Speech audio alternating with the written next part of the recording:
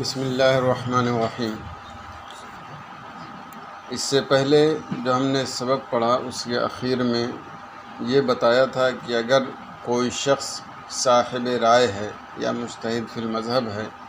تو اسے ضعیف قول پر عمل کرنے کی خود اجازت ہے، مگر دوسرے کو بھی فتویٰ نہیں دے سکتا۔ ٹھیک ہے، تو اب یہاں پر اعتراض ہوا کہ اس سے پہلے آپ نے ذکر کیا کہ مجتہد کے لیے بھی جائز نہیں ہے کہ وہ امام اعظم ابو حنیفہ اور ان کے اصحاب جس بات پر متفق ہو اس سے کوئی عدول کرے، ٹھیک ہے، اور عدول کر کے دوسرے کو فتویٰ دے،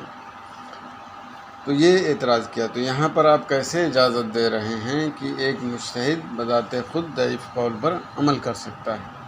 تو اس کا جواب دے رہے ہیں کہ یہ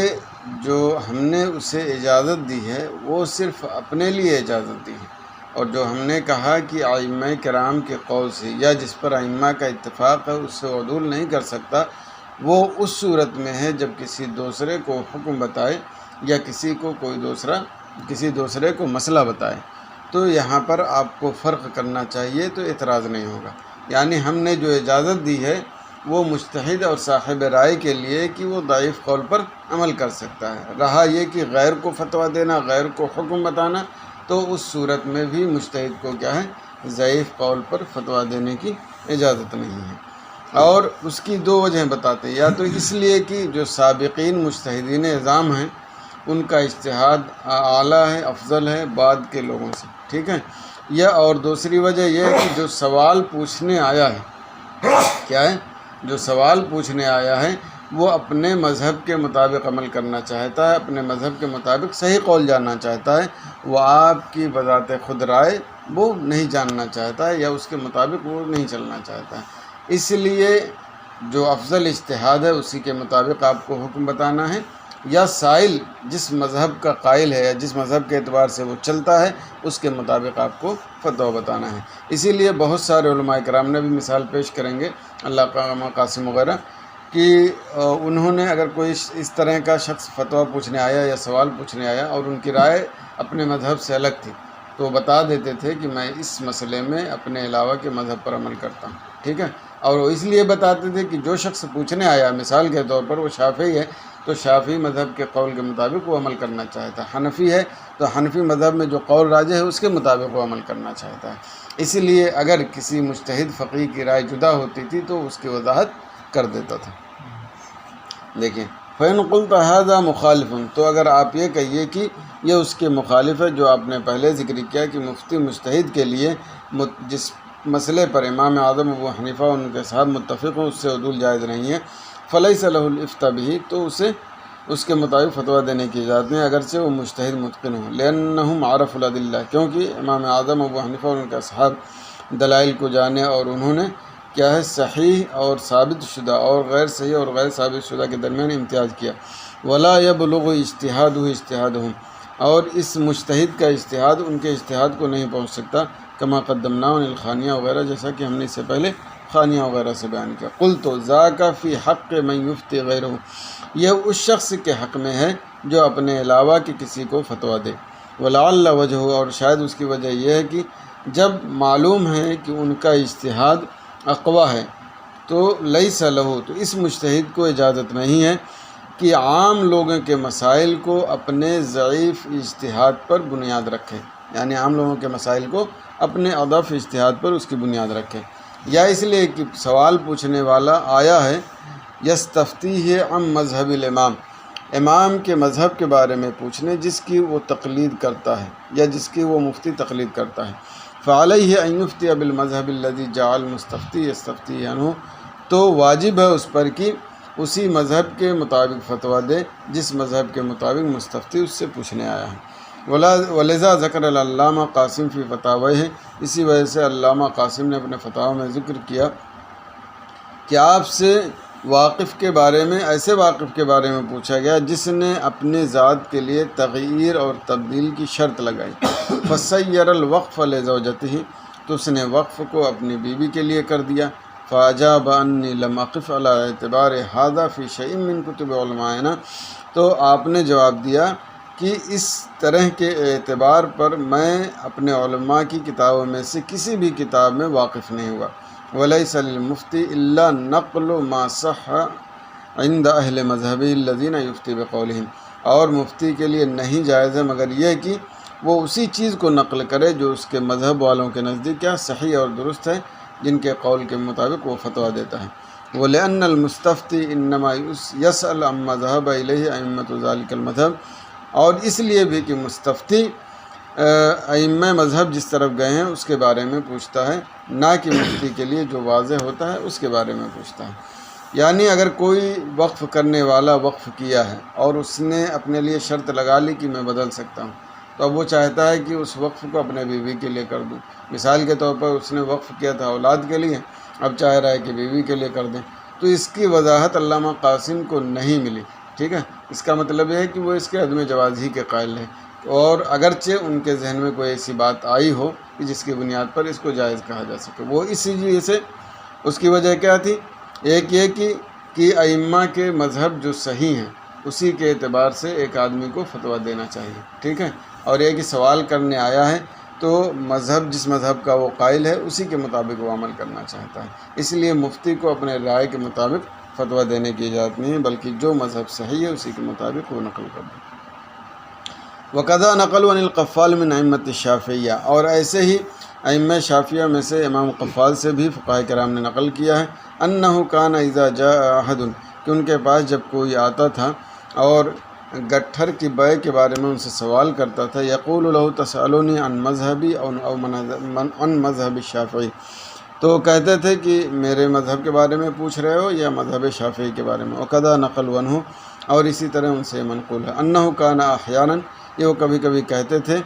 لَوْ اجتہدت، اگر میں اجتہاد کرتا اور میرا اجتہاد مذہب حنفی یا امام اعظم ابو حنیفہ کے مذہب کی طرف جاتا، فاقول، تو میں کہتا تھا مذہب شافعی اس طرح ہیں لیکن میں مذہب ابو حنیفہ کا قائل ہوں، کیونکہ جو شخص آیا ہے وہ جان جائے، لِأَنَّهُ جَاءَ لِيَعْلَمَ، کیونکہ جو شخص آیا ہے وہ یہ جاننا چاہتا ہے،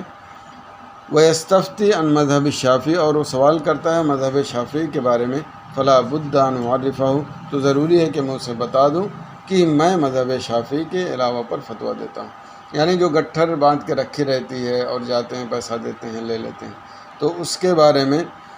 اگر ان سے پوچھا جاتا تھا تو وہ باقاعدہ کہہ دیتے تھے کہ میرے مذہب کے بارے میں پوچھ رہے ہو کہ امام شافعی کے مذہب کے بارے میں، ٹھیک ہے۔ اسی طرح اگر ان کا اجتہاد کیا ہے مذہب ابی حنیفہ کی طرف جاتا تو وہاں پر وہ وضاحت کر دیتے، کیونکہ ان کے پاس عام طور سے لوگ کون آتے؟ شافعی، چونکہ خود شافعی تھے تو شوافی ہی آتے تھے تو پوری وضاحت کر دیتے، اس لیے کہ جو سوال کرنے آیا ہے وہ مذہب شافعی کے تعلق سے پوچھنے آیا ہے، میری رائے پوچھنے نہیں آیا ہے۔ وَأَمَّا فِي حَقِّ الْعَمَلِ بِهِ لِنَفْسِهِ فَالظَّاهِرُ جَوَازُهُ لَهُ، اور رہی بات اپنے ذات کے لیے عمل کرنے کے حق میں، تو ظاہر یہی ہے کہ ان کے لیے جائز ہے۔ يَدُلُّ عَلَيْهِ قَوْلُ خَزَانَةِ الرِّوَایَات، اس پر خزانۃ الروایات کا قول دلالت کرتا ہے۔ یجوز لہ، اس کے لیے جائز ہے کہ وہ اس پر عمل کرے اگرچہ وہ اس کے مذہب کے خلاف ہو۔ اے لأن المجتہد، یعنی اس لیے کہ مجتہد کو لازم ہے کہ جس کی جانب اس کا اجتہاد اس کو لے جائے اسی کے مطابق عمل کرے، اور اسی وجہ سے ہم دیکھتے ہیں کہ محقق ابن حمام علیہ رحمۃ و رضوان نے کچھ مسائل کو اختیار کیا ہے جو مذہب سے خارج ہیں، اور ایک مرتبہ آپ نے امام مالک کے قول کو ایک مسئلے میں ترجیح دی، وقال هذا الذي ادین به، اور آپ نے فرمایا کہ میں اسی پر عمل کرتا ہوں، ٹھیک ہے۔ تو یہاں سے پتہ چلا کہ ایک مجتہد یا صاحب رائے جو ہوتا ہے وہ ضعیف قول پر عمل کرتا ہے، لیکن یہاں ایک چیز آپ ذہن میں رکھیں، ایسا نہیں ہے کہ مجتہد کو بھی مطلقاً اجازت ہے کہ ضعیف قول ہے بس اپنے لیے جب چاہے عمل کر لیا، ایسا نہیں، بلکہ اس کی رائے کا رجحان اس ضعیف کے قول کی طرف ہو۔ یعنی اگرچہ مذہب کے اعتبار سے ہم دیکھیں جیسے امام اعظم ابو حنیفہ ہیں اور دیگر اصحاب ہیں، یہ لوگ متفق ہیں، لیکن اس کی رائے بحیثیت مجتہد ضعیف قول پر جمتی ہے، یعنی دلیل کے اعتبار سے یا اور کسی کے اعتبار سے، تو ایسی صورت میں یہ بذات خود عمل کرے گا۔ ایسا نہیں کہ اس کی رائے بھی کہ یہ قول ضعیف ہے اس کے باوجود وہ اس پر عمل کر سکتا ہے، ایسا نہیں، بلکہ کیا ہے اس کی رائے کے مطابق وہ قول درست ہو، اس صورت میں وہ ضعیف قول پر عمل کر سکتا ہے۔ رہی بات ہے کہ لوگوں کو اگر فتویٰ دینا ہے تو بہرحال وہ مذہب میں جو صحیح قول ہے اسی کے مطابق فتویٰ دے گا، ٹھیک ہے۔ اسی وجہ سے جب امام ابن حمام علیہ رحمۃ و رضوان نے بہت سارے مسائل میں اختلاف کیا اور دیگر ائمہ کے قول کو راجح قرار دیا مذہب حنفی پر، تو سارے علماء نے اس کو ریجیکٹ کر دیا، قابل قبول نہیں کیا، ٹھیک ہے، یعنی اس کو ایکسیپٹ نہیں کیا۔ یہ اور بات ہے کہ وہ خود اس پر عمل کرتے تھے۔ وقدمنا عن التحریر ان المجتہد فی بعض المسائل علی القول بتجزی الاجتہاد وهو الحق یلزمہ التقلید فیما لا یقدر علیہ، اور ہم نے التحریر سے پہلے ہی ذکر کر دیا کہ بعض مسائل میں مجتہد علی القول بتجزی الاجتہاد، اس قول کے مطابق جس میں تجزی اجتہاد کا ہے اور یہی حق ہے،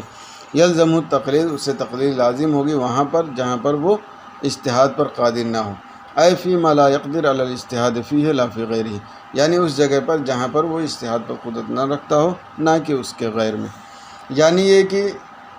حق کیا ہے، بعض لوگوں نے کہا کہ اجتہاد متجزی ہو سکتا ہے، یعنی ہو سکتا ہے کہ ایک فقیہ ہو اور وہ بعض مسائل میں مجتہد ہو اور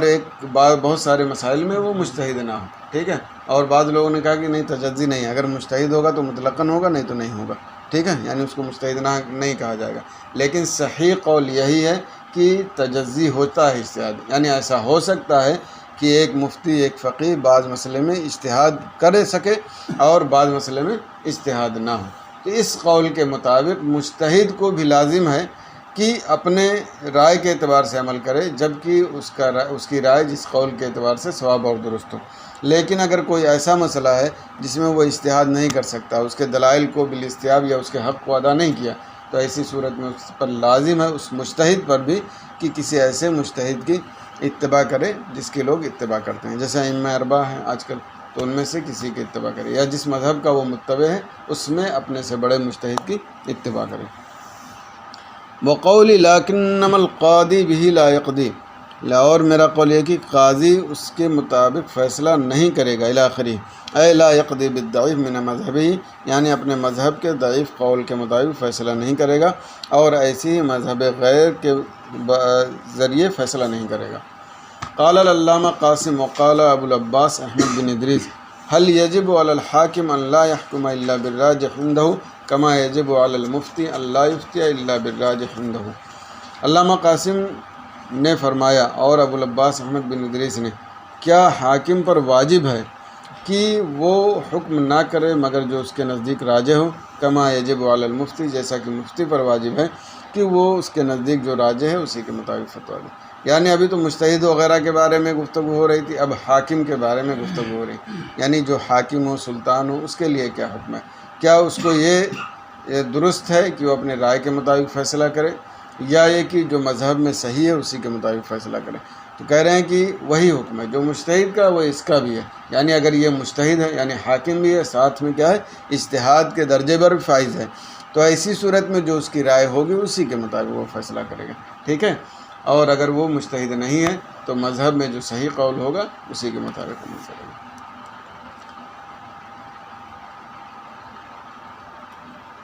او لہو ان یحکم باحد القولین، یا اس کو اس بات کی اجازت ہے کہ دو قولوں میں سے جس پر چاہے حکم کریں اگرچہ اس کے نزدیک راجح نہ ہوں۔ جواب ہو، اس کا جواب یہ ہے کہ حاکم اگر مجتہد ہے تو اس کے لیے جائز نہیں ہے کہ حکم دے اور فتویٰ دے مگر جو اس کے نزدیک راجح ہو، اور اگر مقلد ہے تو اس کے لیے جائز ہے کہ اپنے مذہب میں جو مشہور ہو اسی کے مطابق فتویٰ دے اور اسی کے مطابق حکم بیان کریں۔ وَإِن لَمْ يَكُنْ رَاجِحًا عِندَهُ، اور اگر مجتہد ایسا ہے کہ اس کے نزدیک کوئی قول راجح نہیں تو وہ تقلید کرے اپنے امام کی محکوم بہ کے رجحان میں جس کی وہ تقلید کرتا ہے، کما یقلدہ فی الفتویٰ، جیسا کہ فتویٰ میں اس کی تقلید کرتا ہے، یعنی فتوے میں جیسے تقلید کرتا ہے ایسے ہی جو وہ فیصلہ سنائے گا اس میں بھی اپنے امام کے مشہور قول کو لے گا اگر وہ مجتہد نہیں ہے۔ وَأَمَّا اتِّبَاعُ الْهَوَىٰ فِي الْحُكْمِ وَالْفُتْيَا فَحَرَامٌ اِجْمَاعًا، اور رہی بات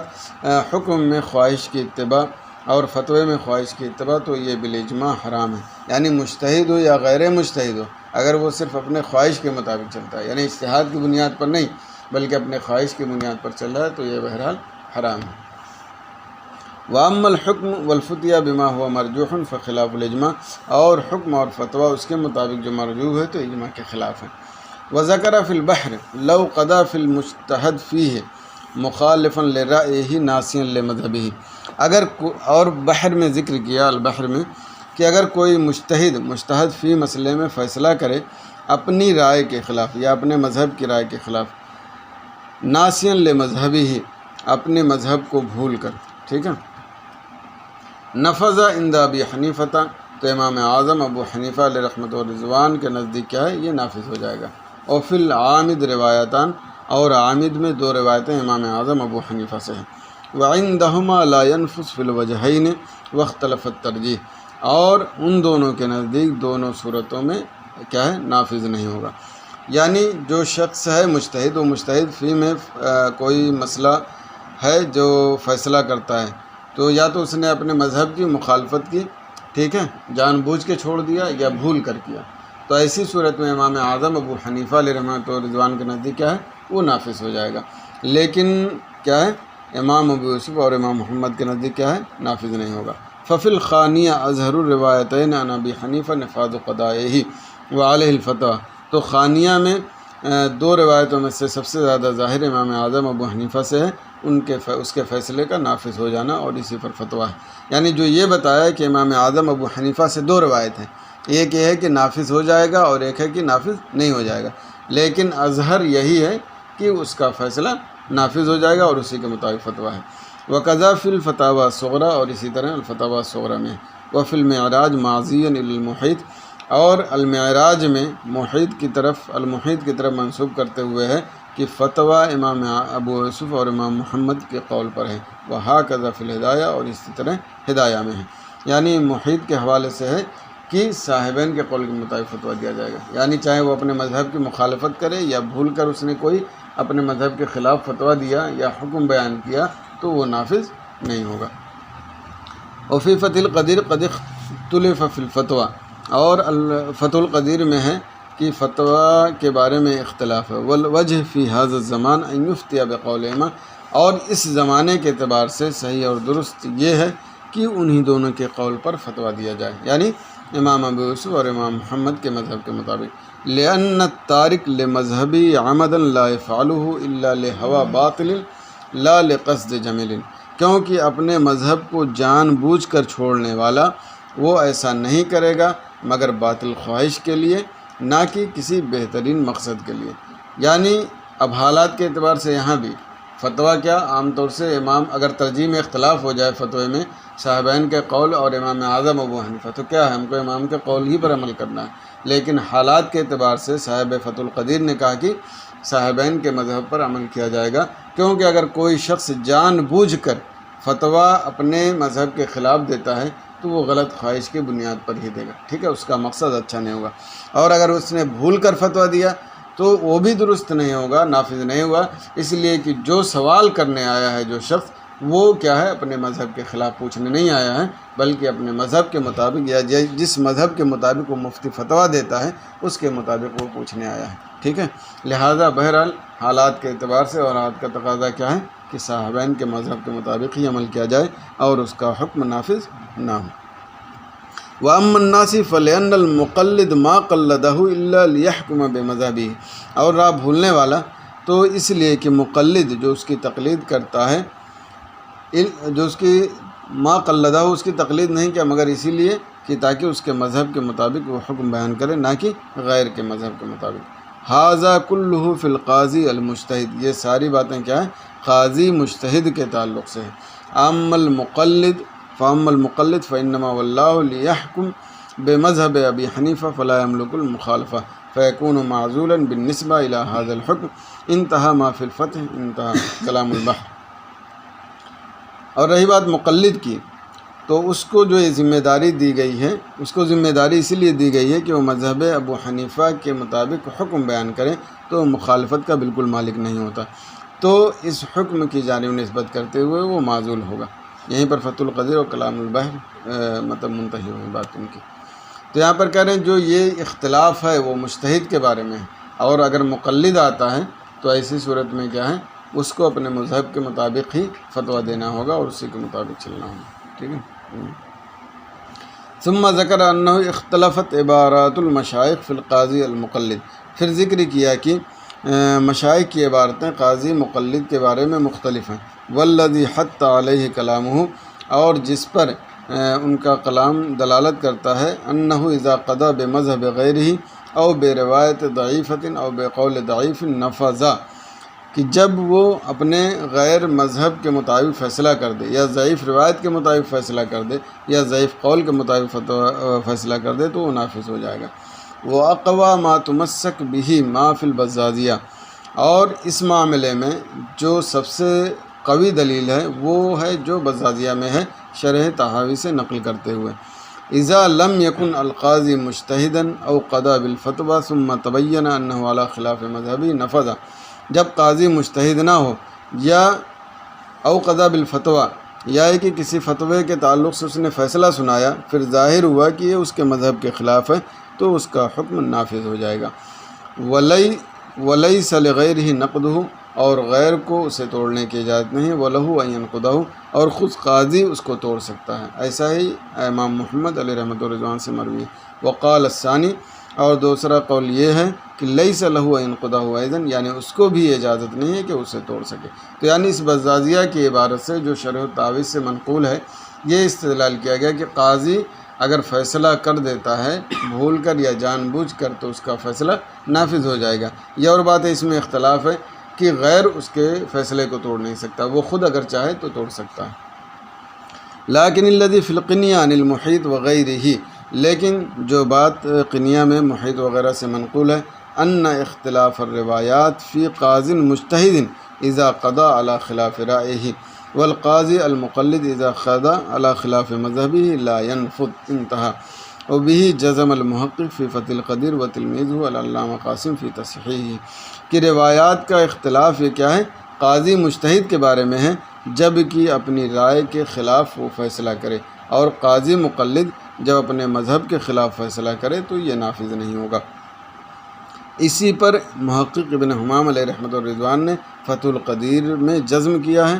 اور علامہ قاسم نے اپنی تصحیح میں اسی کا اعتبار کیا ہے۔ تو یہاں پہ بتا رہے ہیں کہ جو اختلاف روایات ہے،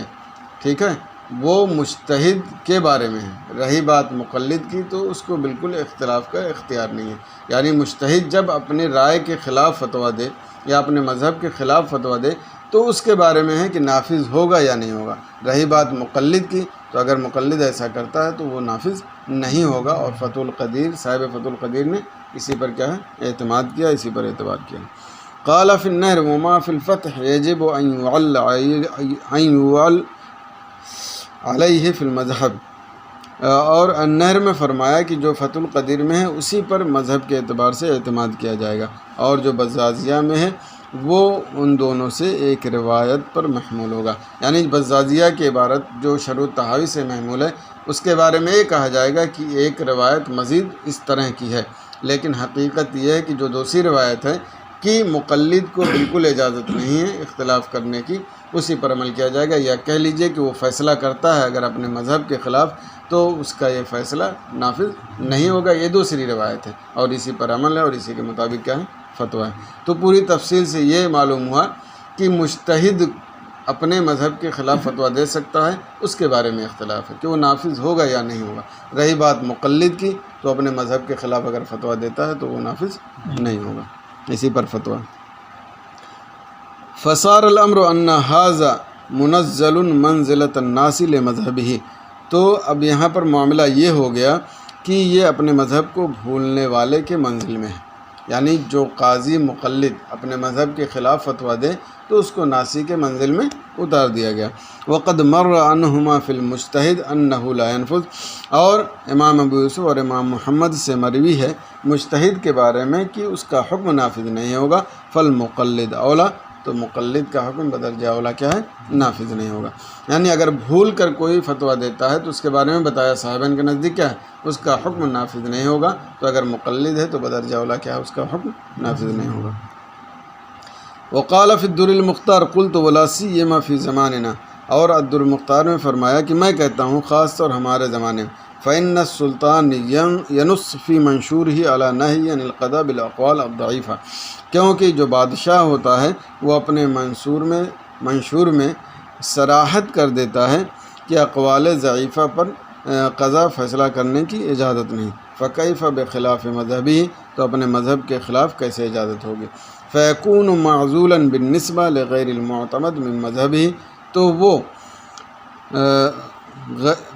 لغیر المعتمد من مذہبی، تو اپنے مذہب میں جو قول غیر معتمد ہے اس کی طرف نسبت کرتے ہوئے معزول ہوگا۔ فلا ينفذ قضاؤہ فیہ وینقض،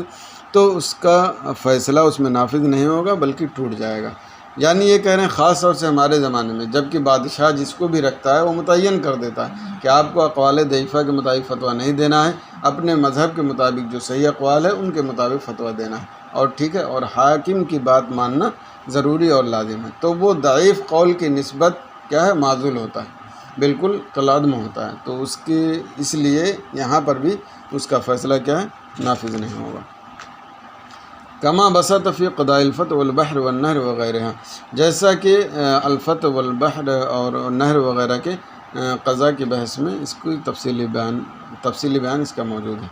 قلت وقد علمت ایضا، میں کہتا ہوں اور آپ کو یہیں یہ بھی معلوم ہوا کہ قول مرجوح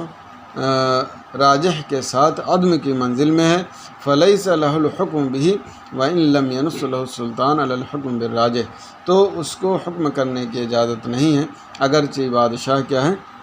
صراحت نہ کرے راجح کے مطابق حکم دینے کی۔ یعنی یہ کہہ رہے ہیں چونکہ مرجوح کالعدم ہے یا عدم کی منزل میں ہے، تو اگر بادشاہ بائی چانس ایسا ہو وہ کوئی وضاحت نہ کرے تب بھی قاضی یا مفتی کو اجازت نہیں ہوگی کہ ضعیف قول کے مطابق فتویٰ دے، ٹھیک ہے۔ وفی فتاوی العلامہ قاسم، بس اس کو تھوڑا اور مطلب بدرجہ اولا کہہ دیا، یعنی جب بادشاہ کچھ نہ کہے تب اس کو اجازت نہیں ہے، تو اگر بادشاہ صراحت کر دے تو بدرجہ اولا اس کو اجازت نہیں ہوگی، اور اگر اس نے فیصلہ کیا تو وہ نافذ نہیں ہوگا۔ وفی فتاوی العلامہ قاسم، اور فتاوی علامہ قاسم میں ہے، ولیس للقاضی المقلد ان یحکم بالضعیف، قاضی مقلد کے لیے اجازت نہیں ہے کہ وہ ضعیف قول کے مطابق حکم کرے، لأنہ لیس من اہل الترجیح، کیونکہ وہ اہل ترجیح سے نہیں ہے، فلا یعدل عن صحیح، لہٰذا وہ صحیح قول سے عدول نہیں کرے گا، الا لقصد غیر جمیل، مگر یہ ہے کہ کسی غلط کام ہی کے لیے۔ یعنی جب وہ اہل ترجیح سے نہیں ہے، اس کو اجازت نہیں ہے، اس کے اندر وہ کوالٹی نہیں ہے، تو جب وہ صحیح قید سے کیا ہے؟ انحراف کرے گا، تو کوئی غلط مقصد اس کا ہوگا تبھی ایسا کرے گا۔ وما نقل من ان القول الضعیف یتقوی بالقضاء، اور جو یہ منقول ہے کہ قول ضعیف قضاء سے قوی ہو جاتا ہے، تو اس سے کیا مراد ہے؟ یعنی یہاں پہ یہ اعتراض ہو سکتا ہے کہ جب قاضی فیصلہ کر دیتا ہے، ٹھیک ہے، تو وہ قول قوی ہو جاتا ہے تو اس سے نافذ ہو جانا چاہیے، آپ کیوں کہہ رہے ہیں نافذ نہیں ہو؟ تو کہہ رہے ہیں جو وہاں پہ کہا گیا کہ قاضی کے فیصلے سے قول ضعیف قوی ہو جاتا ہے، وہ مجتہد کے لیے، ٹھیک ہے، مقلد کے لیے نہیں، یعنی مجتہد اگر فیصلہ کرتا ہے تو ایسی صورت میں وہ کیا ہے؟ قول ضعیف قوی ہوتا ہے، ورنہ نہیں، وہی بتا رہے ہیں۔ وما نقل من ان القول الضعیف، اور جو یہ منقول ہے کہ قول ضعیف قضاء سے قوی ہو جاتا ہے، اس سے مراد مجتہد کا فیصلہ ہے، کما بین فی موضعہ، جیسا کہ یبین فی موضعہ، جیسا کہ اس کے مباحث کے جگہوں پر اس کی تفصیل کی گئی ہے۔ یہ جواب اس تفصیل کا احتمال نہیں رکھتا، یا اس کی گنجائش نہیں ہے یہاں پر۔ وما ذکرہ من ھذا المراد صرح به شیخ المحقق فی فتح القدیر، اور یہاں پر جو مراد ذکر کی ہے علامہ قاسم نے، آپ کے شیخ محقق نے فتح القدیر میں اس کی وضاحت کر دی، ٹھیک ہے۔ یعنی کہ جو فیصلے سے ضعیف قول قوی ہوتا ہے وہ ضروری ہے کہ مجتہد ہو، ٹھیک ہے، غیر مجتہد سے وہ قول قوی نہیں ہوتا ہے، اسی لیے غیر مجتہد اگر فیصلہ کرے گا تو وہ نافذ نہیں ہوگا۔ وما وهذا آخر ما اردنا ارادہ من التقریر والتوضیح والتحریر بعون اللہ تعالی العلیم الخبیر، اور یہ آخری بات ہے تقریر اور توضیح اور تحریر میں سے جس کا ہم نے ارادہ کیا یہاں پیش کرنے کا اللہ تعالی علیم خبیر کی مدد سے۔ اسألہ سبحانہ، اللہ تبارک و تعالی سے میں سوال کرتا ہوں کہ یہ اپنی رضا کے لیے اسے خالص بنا دے، جو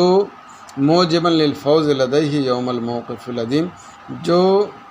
اس کے پاس موقف عظیم کے دن کیا ہے؟ کامیابی کا سبب ہو، وَأَن يَعْفُوَ عَمَّا جَنَيْتُهُ وَاقْتَرَفْتُهُ مِنْ خَطَائٍ وَأَوْزَارٍ، اور اللہ تبارک و تعالیٰ اسے معاف فرما دے جسے میں خطا یا گناہ میں سے کسی چیز کا ارتکاب کیا۔ فَإِنَّهُ الْعَزِيزُ الْغَفَّارُ، تو وہ عزیز اور غفار ہیں۔ وَالْحَمْدُ لِلَّهِ تَعَالَى أَوَّلًا وَآخِرًا وَظَاهِرًا وَبَاطِنًا، والحمد للہ الذی بنعمتہ تتم الصالحات وصلی اللہ تعالی علی سیدنا محمد وعلی آلہ وصحبہ وسلم